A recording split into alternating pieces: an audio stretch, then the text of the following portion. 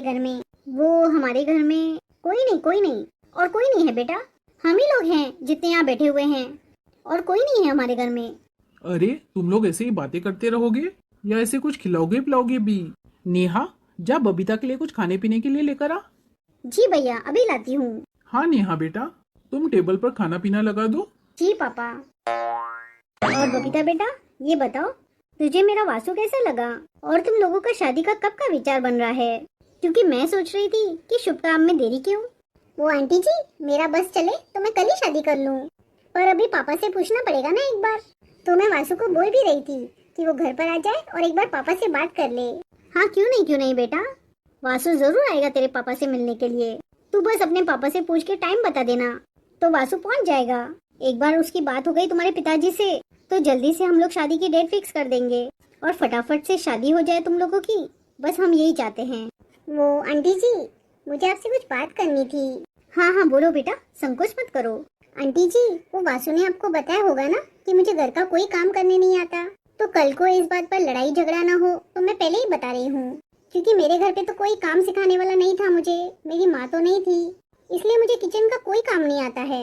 क्योंकि आप देख लीजिए, यहाँ पे मैं देख रही हूँ कोई नौकर चाकर नहीं है, तो कल को जब हमारी शादी हो जाती है तो कैसे मैनेज करेंगे? और आंटी जी, मैं तो रोज ऑफिस चली जाऊंगी और थकी मारी आऊंगी, तो मुझसे कोई काम नहीं होने वाला है। अरे बेटा, काम का क्या है, मैं हूँ ना, मैं सब संभाल लूंगी। और कल को तू शादी करके आ जाएगी, तब हम नौकर चाकर भी रख लेंगे। ठीक है आंटी जी। वैसे वासु, ये तुम्हारे बड़े भैया है ना? इनकी शादी नहीं हुई क्या अभी तक? इनकी वाइफ कहीं दिखाई नहीं दे रही है। अरे हो गई है बड़े भैया की शादी, लेकिन वो क्या है ना, भाभी का मायका विदेश में है, तो वो वही गई हुई हैं अभी। अच्छा, तो वो विदेश गई हुई हैं। तभी मैं सोच रही थी कि भैया की वाइफ दिखाई क्यों नहीं दे रही हैं। वो क्या है ना, भाभी के विदेश के ट्रिप्स हमेशा लगे रहते हैं, तो घर में तो कम ही रहती हैं वो। लेकिन वो घर पे आती जरूर हैं, क्योंकि हम लोगों से उनका अटैचमेंट ही इतना है। मम्मी इतना प्यार करती है, पापा बहुत प्यार करते हैं उससे, और भैया भैया का तो कहना ही क्या, भैया तो रह ही नहीं सकते भाभी के बगैर। ओहो अच्छा, तो भाभी अभी कौन सी विदेश यात्रा पे गई हुई हैं? उनका मायका किधर है? भाभी इस समय अमेरिका में हैं। मेरी कल ही तो उनसे फोन पे बात हुई है। अच्छा, तो वो हमारी शादी तक आ जाएंगी ना? अरे, ये किसकी चीखने की आवाज है? अरे वासु, ये कौन है? कोई नहीं मालकिन, मैं इनके यहाँ पे नौकरानी हूँ। मैं यहाँ पे काम करने आती हूँ। अभी मैं ऊपर का कमरा साफ करने जा ही रही थी कि सीढ़ियों पे फिसल के गिर गई।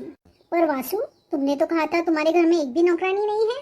खैर छोड़ो, ये सब बातें तो बाद में भी होती रहेंगी। इनको तो बहुत चोट लगी है, इनको जल्दी से अस्पताल लेके जाना पड़ेगा।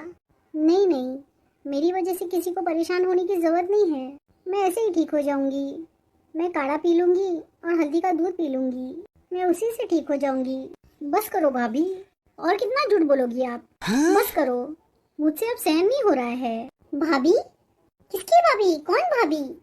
ये सब क्या चल रहा है इधर? कोई मुझे बताएगा? मैं सब बताऊंगी आपको, लेकिन उसके पहले मैं भाभी को ऊपर रूम में लिटा के आती हूँ। चलिए भाभी, अपने रूम में चलिए। ये सब क्या है वासु? वो बबीता, मैं बबीता जी? हाँ बोलो। ये जो थी ना, जिनको अभी आपने देखा, ये मेरे आदित्य भैया की वाइफ है। मतलब इस घर की बड़ी बहू, मेरी भाभी। ये क्या बोल रही हो तुम? तो फिर ये इस हाल में कैसे? ये अब वासु भैया से पूछेंगे तो अच्छा रहेगा, क्योंकि जिस भाभी ने उन्हें माँ बन के पाला, आज उन्हीं भाभी को भाभी कहते हुए उन्हें शर्म आ रही है। क्योंकि आप आ गई हो ना उनकी जिंदगी में, तो आपके सामने उनकी नाक नीची हो जाएगी। इसलिए वो भाभी को भाभी कैसे कहें? क्योंकि भाभी गंवार है ना, पढ़ी लिखी नहीं है ना, इसलिए। वासु भैया, सही कह रही हूँ ना मैं? वासु, ये नेहा क्या कह रही है? नेहा सही कह रही है। आज मुझे अपनी भाभी माँ को भाभी बोलने में शर्म आ रही है, क्योंकि तुम्हारे आगे मेरी इज्जत मिट्टी में मिल जाएगी। वासु, तुम्हें ऐसा क्यों लगता है? क्योंकि भाभी कम पढ़ी लिखी है ना, गंवार है, इसलिए मुझे उनको मिलाने में किसी से शर्म आती है। हम समाज में उन्हें दिखा नहीं सकते, इसलिए उन्हें हमेशा छुपा के रखते हैं। क्योंकि मैं भी तो उसी गलत समाज का हिस्सा हूँ ना, इसमें मेरी क्या गलती है बताओ? और बाबूजी, आप ऐसे चुप क्यों खड़े हैं? कुछ तो बोलिए ना।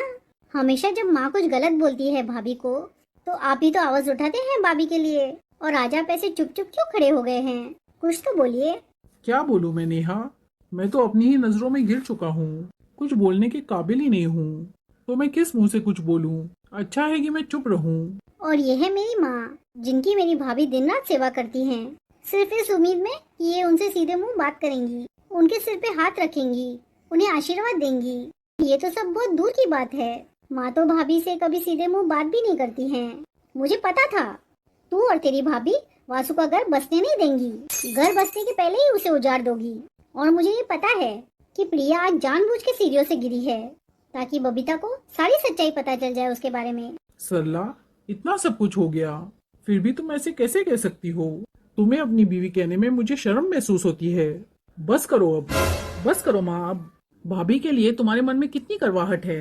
अब तो मुझे अपने ऊपर भी गुस्सा आ रहा है। मैंने अपनी माँ जैसी भाभी को कैसे कह दिया कि मेरी दोस्त के सामने मत आना। जिस औरत ने मुझे पाला उसी से मैं शर्माने लगा। यह सोचकर मुझे बहुत खराब लग रहा है। यह सोचकर मेरा दिल टूटा जा रहा है। अपने घमंड और दिखावे में मैंने इंसानियत ही खो दी। अपने भाभी का अपमान करके मैंने खुद का अपमान किया है। बबीता मुझसे शादी करे या ना करे, पर हाँ, आज मैं ये गर्व से कहता हूँ कि प्रिया मेरी भाभी सिर्फ नहीं है, मेरी भाभी माँ है। वासु, जब मैं इस घर में आई थी तो मैं बहुत खुश होकर आई थी कि मुझे एक नई फैमिली मिल जाएगी, खासकर एक माँ मिल जाएगी जिसकी कमी मुझे जिंदगी भर रही है। पर आज मुझे बड़े दुख के साथ कहना पड़ रहा है कि जिस घर में ऐसी माँ हो, भला वहाँ कौन शादी करना चाहेगा। बबीता जी, इनसे तो आप मिली ही नहीं। ये मेरे बड़े भैया हैं, आदित्य भैया। ये मेरी प्रिया भाभी के पति हैं। बस करो नेहा, अब कितना गिराओगी मुझे। सबसे बड़ा गुनाह तो मेरा है। मैंने सब कुछ देखते हुए भी कभी प्रिया के लिए आवाज नहीं उठाई। पति होकर भी मैंने कभी उसका सम्मान नहीं किया। हर बार मैंने गलत को होते रहने दिया, बस चुप रहा, कभी स्टैंड नहीं लिया उसके लिए। मैं आज बहुत शर्मिंदा हूँ। मैं कभी अपने आप को माफ नहीं कर पाऊंगा। भैया, सोचो भाभी ने कितना बर्दाश्त किया होगा इस घर में। बस करो आप लोग, बस। मुझसे बहुत बड़ी गलती हो गई। मैंने प्रिया बहू के साथ बहुत बुरा व्यवहार किया। वो मेरे डर की वजह से था। उस बेचारी की तो कोई गलती नहीं थी। मुझे हमेशा यह डर सताता रहा कि कहीं वो मेरे बेटे को मुझसे छीन न ले, कि कहीं मेरा बेटा मुझे भूल न जाए। उसी डर ने मेरे दिल को कड़वा कर दिया और मैंने बिना सोचे समझे उसे कितने ताने मारे, अपमानित किया। उसके दर्द को कभी समझने की कोशिश ही नहीं की। मैंने अपने ही हाथों से अपने घर की शांति तोड़ दी। अगर समय पीछे लौट सकता तो मैं हर वो शब्द वापस ले लेती जो मैंने प्रिया बहू को दुख पहुंचाने के लिए कहे। पर अब मुझे समझ आ गई है, मैं माफी के भी लायक नहीं हूँ। बेटा बबीता, तुम बस सोच समझ के इस घर में शादी करना, क्योंकि तुम्हारा पाला मुझ जैसी सास से पड़ेगा। और तुम तो देख ही रही हो, मैं एक अच्छी सास कभी न बन पाई। पता नहीं आगे बन पाऊंगी भी या नहीं। पर अच्छी बात यह है आंटी जी कि आपको अपनी गलती का एहसास हो गया और मुझे पूरी उम्मीद है कि आप एक अच्छी सास बनेंगी। और अब मैं वासु से एक ही शर्त पे शादी करूंगी कि अगर आप मुझे माँ वाला प्यार देंगे तो ही मैं उससे शादी करूंगी। आंटी जी, सास वाला प्यार नहीं, माँ वाला प्यार। और वो भी सिर्फ मुझे नहीं, हम दोनों बहूओं को। है मंजूर तो बोलिए। क्यों नेहा, मुझे अपनी छोटी भाभी के रूप में एक्सेप्ट करोगी ना? और हाँ, कोई पार्शियलिटी नहीं करना मेरे साथ। मुझे भी उतना ही प्यार चाहिए जितना तुम बड़ी भाभी को करती हो। अरे हाँ हाँ हाँ, क्यों नहीं मेरी होने वाली छोटी भाभी। बबीता बेटा, तुम्हारे घर में पैर रखते ही घर में सुख, शांति और बरकत आ जाएगी। पुराने गिले शिकवे धीरे धीरे मिट जाएंगे। घर खुशहाली से भर जाएगा। जी माँ जी।